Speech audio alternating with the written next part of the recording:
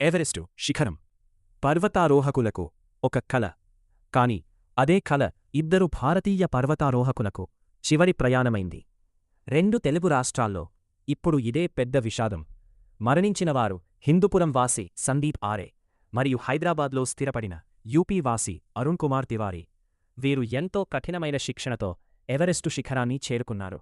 కాని ప్రకృతి వైపరీత్యం వారిని తిరిగిరాని లోకాలకు తీసుకెళ్ళింది. అసలు అక్కడ ఏం జరిగింది? 8,000 మీటర్ల ఎత్తులో ఉండే ఆ ప్రాంతాన్ని డెత్ జోన్ అంటారు. అక్కడ ఆక్సిజన్ స్థాయి చాలా తక్కువ.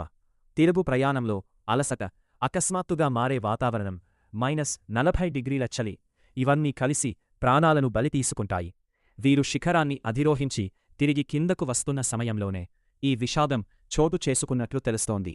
తమ లక్ష్యం కోసం కలను నెరవేర్చుకోవడానికి ప్రాణాలను పణంగా పెట్టిన ఈ సాహసవీరుల త్యాగం వర్ణనాతీతం.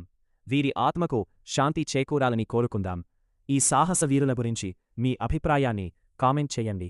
ఇలాంటి లేటెస్ట్ అప్డేట్స్ కోసం సబ్స్క్రైబ్ చేసుకోండి.